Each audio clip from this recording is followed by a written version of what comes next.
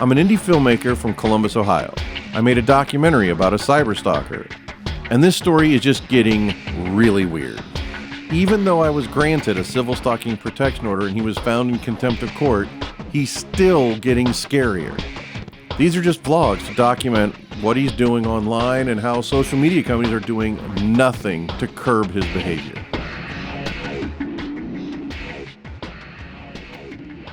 A member of the LGBT community. It's Pride Month. All of the emotional distress and his own self-admitted terrorizing of me, which he put into writing, is related to having my status as a member of the LGBT community exposed in a film. I'm going to fight this anti-LGBT predator. I'm going to fight this racist fuck. I'm going to fucking fight this until this entire situation is over. And that's how this is going to go. Does the documentary Social Media Monster out Matthew Berdyck's sexuality publicly against his will? Absolutely not.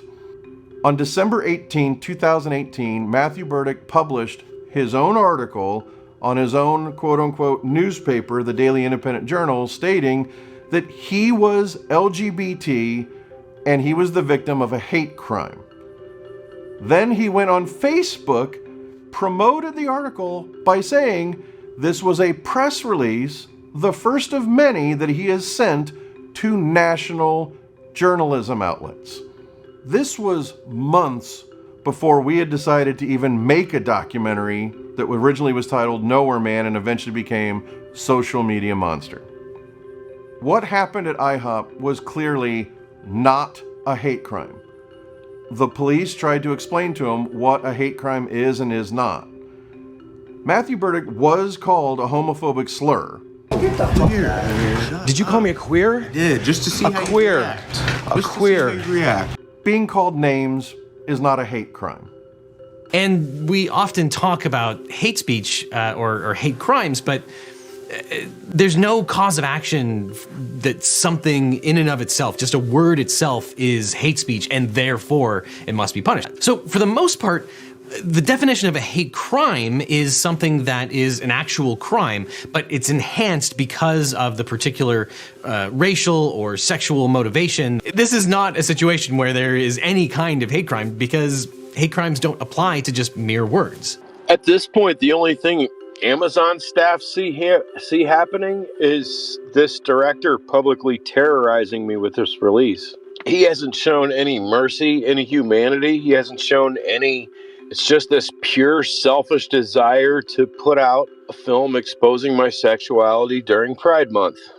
Now, in June of 2024, Matthew's trying to rewrite history.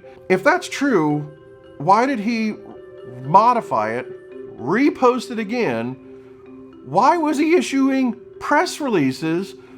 Why did Matthew Berdyck submit the video outing himself to the police, adding it to a public record? This is about a deranged sociopath, cyber predator, bigot who is dead set on distributing this anti-LGBT film during Pride Month. It's my opinion that Matthew is faking outrage right now for the sole purpose of trying to create a real issue to prevent streaming companies from releasing the film. He's lying and saying that we're outing him against his will when he outed himself very publicly 6 years ago. All of this doesn't even include how many times over the past several years Matthew Berdyck has publicly stated that he is LGBTQ+. Now I'm a member of the LGBT community. Calling me a faggot and a queer, even though I'm a member of the LGBT community. Now, yes, I am in fact a member of the LGBT community. I'm a member of the LGBT community. And I'm a member of the LGBT community. I'm a member of the LGBT community. I'm a member of the LGBT community. Because obviously, up until that moment at the IHOP, nobody knew that I was a member of the LGBT community. And are you aware that I came out of the closet when I was with my daughter's mother in 2007? No, I'm not aware of any of this. And are you aware that all my friends called me a fag and a queer, and then I basically was ostracized from my support network, and that's how I ended up on the West Coast? Were you aware of that? I'm not aware of that, and again, I don't see the relevance to any of this.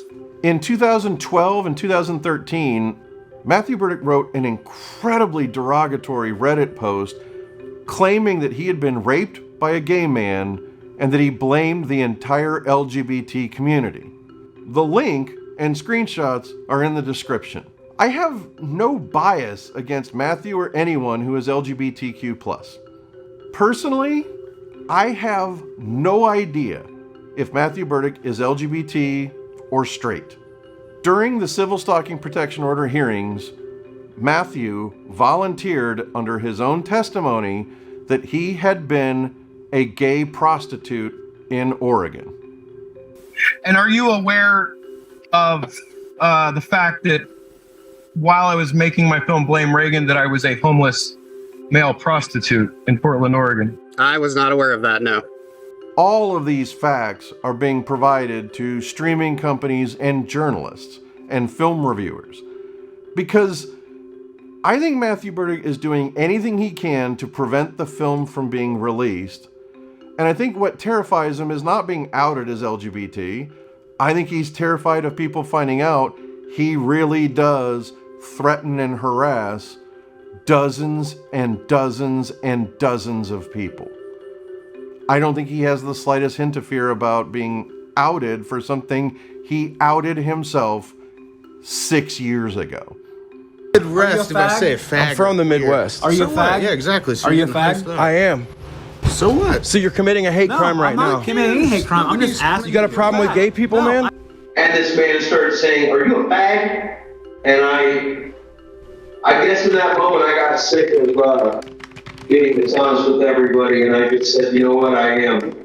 And I finally spoke with my own sexuality, and then so then I ran a big campaign, and I did what I did to Boys Managers, they exposed the police. I'm presenting these facts to the streaming companies, journalists, film critics, and just general public people that are concerned about what he's doing and saying. I want people to know the facts and the truth. I just want people to understand what he's saying is completely manipulative and a lie.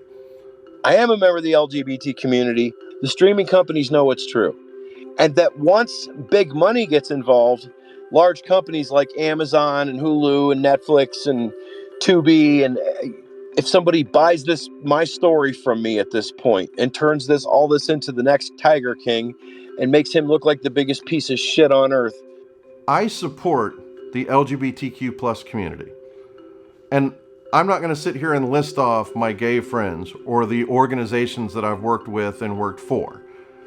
I think it's crass, and I don't feel I have to do that. So if he says I'm faking being a member of the LGBT community and I have evidence that I'm not, then he's lying. Matthew is also saying that I said that he's faking being LGBTQ+, which is something I have never said. I just think that all Matthew wants to do is delay the release of the film or get it canceled as best he can. And he will use anything. He will say anything to prevent people from finding out what he has said and done. Anybody that's receiving threats of lawsuits and nonsense, just ignore him. The best thing you can do is not respond. That's the best thing you can do. If you're worried about a lawsuit, only be worried when he's got an attorney that has filed a lawsuit and they've contacted you. Even then, the facts are not on his side.